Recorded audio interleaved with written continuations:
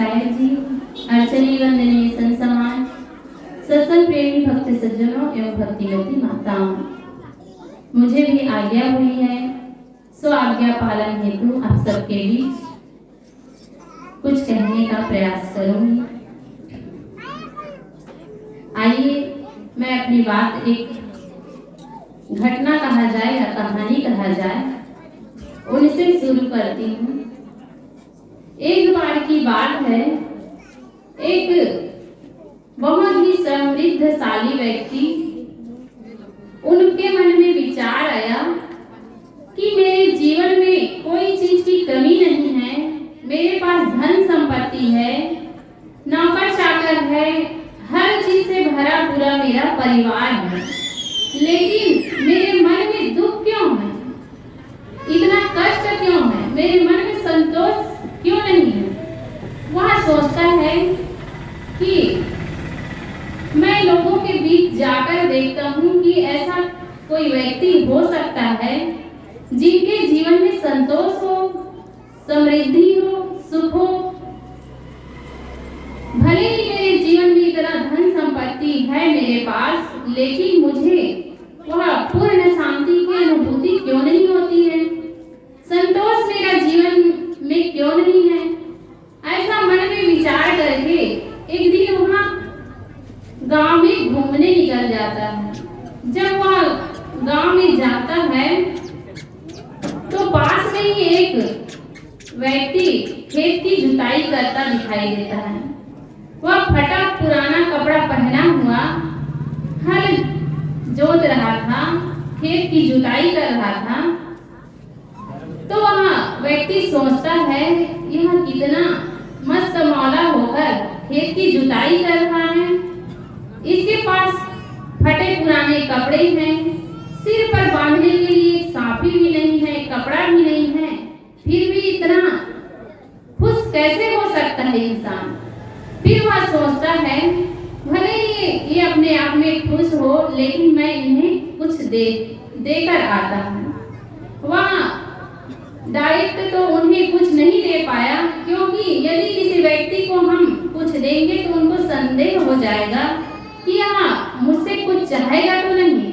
ऐसा मन में विचार करके वह उस व्यक्ति से कहता है जो खेत में जुताई कर रहा था, उनसे कहता है कि देखो भैया, तुम्हारे खेत में ये स्वर्ण मुद्राएं मुझे मिली, ये तुम्हारी है, तुम ले लो। तो आप किसान व्यक्ति कहता है नहीं भाई, ये मेरा स्वर्ण मुद्रा नहीं है। तो वह व्यक्ति कहता है कि तुम्हारे खेत में है तो तुम ही ले लो। तब किसान कहता है जो मेरा है ही नहीं उसको मैं लेकर क्या करूंगा, आप इसे खुद रखिए या तो किसी को दान कर दीजिए।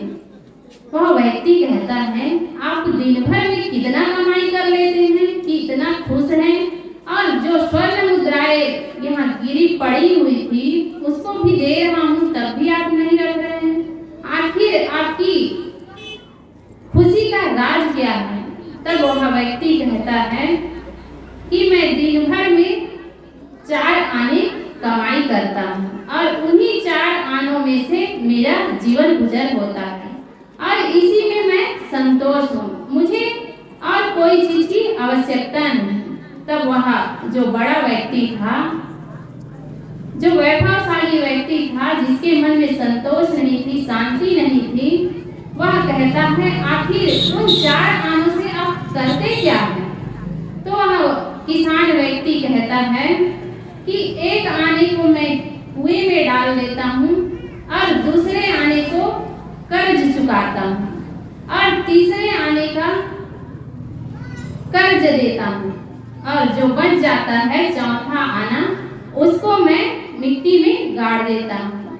यह बात सुनकर वह जो व्यक्ति धनी व्यक्ति कहता है ऐसा भला कोई करता है, अपने कमाए हुए धन को कुएं में डालता है, ऐसा भला हो सकता है। तब वह किसान व्यक्ति कहता है कि कुएं में डालने का मतलब है कि एक आने से मैं अपना परिवार का भरण पोषण करता हूँ उससे अनाज खरीदता हूँ और उससे हमारा गुजारा चलता है। और दूसरे आने का कर्ज चुकाता हूँ, अर्थात अपने माता पिता की सेवा में लगाता हूँ, उनकी दवाइयों का खर्च उनसे होता है। कर्ज चुकाना ही तो है। माता पिता की सेवा यदि कोई व्यक्ति करता है, अपने तन मन धन से पूरा समर्पित होकर यदि माता पिता का सेवा करे तो वह व्यक्ति खुश ही हो सकता है। आगे कहते हैं, तीसरे आने को कर्ज ले देता हूँ, ये कैसे हुआ? तब वह किसान कहता है कि तीसरे आने से मैं अपने बच्चों को पढ़ाता लिखाता हूँ, तो कर्ज देना ही तो हुआ, क्योंकि जब तक मैं अपने बच्चों को अच्छे संस्कार नहीं दूंगा, पढ़ाऊंगा लिखाऊंगा नहीं, तब उनका संस्कार अच्छा नहीं रहेगा, तो भला वे बाद में मेरी सेवा कैसे करेंगे? इसलिए मैं तीसरे आने को कर्ज में देता हूँ कहा। और चौथे आने को, तो चौथे आने को मैं बचा कर रखता हूँ, ताकि जब अवसर लगे, अवसर पड़े, तो वह संत महात्माओं की सेवा में लगे, परोपकार में लगे, बाद में मुझे किसी के पास हाथ फैलाने की आवश्यकता ना हो। इस कारण मैं एक आने को अर्थात चौथे आने को बचाकर रखता हूँ, संचित रखता हूँ। यही मेरी जीवन की कमाई है। इन 4 आनों से ही मेरा पूरा जीवन चलता है और मैं आगे के लिए संचित करके भी रखता हूँ। यही मेरे संतोष का कारण है। कहने का भाव है कि व्यक्ति के पास यदि संतोष है तो वह कम कमाई में भी अपना जीवन यापन कर सकता है, अपना जीवन गुजर कर सकता है और साथ ही साथ अपने माता पिता की सेवा करके, अपने बच्चों को अच्छा संस्कार देकर, संत महात्माओं की सेवा में लगाकर अपने धन का सदुपयोग भी कर सकता है और आगे उनका जीवन शांति और सुख की ओर जा सकता है। यदि जीवन में शांति को प्राप्त करना है, संतोष को प्राप्त करना है, तो कभी अपने बड़ों को ना देखें, अपने से छोटे व्यक्ति को देखें कि वह अपने जीवन का गुजर कैसे कर रहा है, अपने जीवन में शांति का अनुभव कैसे कर रहा है। क्योंकि हम बड़े लोगों को देखते हैं, धनी मानी व्यक्तियों को देखते हैं, तो हमें लगता है कि हम भी इन्हीं की तरह धनवान हो, इन्हीं के भांति वैभवशाली हो। यदि हम बड़ों को देखते जाएंगे तो हमारा जीवन भी है उन्हीं के भांति तृष्णा में चला जाएगा। यदि कोई बड़े को देखना ही है तो उनसे ये सीख लीजिए कि जीवन में आगे बढ़ना कैसे है। यदि हमें जीवन में आगे बढ़ना है तो संतोष रूपी धन की अति आवश्यकता है। जब तक हमारे जीवन में संतोष रूपी धन नहीं होगा, तब तक हम अपने जीवन में आगे नहीं बढ़ सकते। यदि जीवन में आगे बढ़ना है तो संत महात्माओं के पास जाकर उनकी वाणियों को सुने, उनको आत्मसात करें और उन्हें लेकर अपने जीवन में आगे बढ़े और अपने बड़े बुजुर्गों से आशीर्वाद ले, कभी उनकी बद्दुआ ना ले, क्योंकि आशीर्वाद तभी मिल सकता है जब हम उनकी कहे अनुसार चले, उनकी सेवा करें, उनका ध्यान रखें, तभी हमें आशीर्वाद मिल सकता है। यदि हम उनका अनादर करेंगे, उनका बहिष्कार करेंगे, तो हमें वरदान के जगह अभिशाप मिलेगा।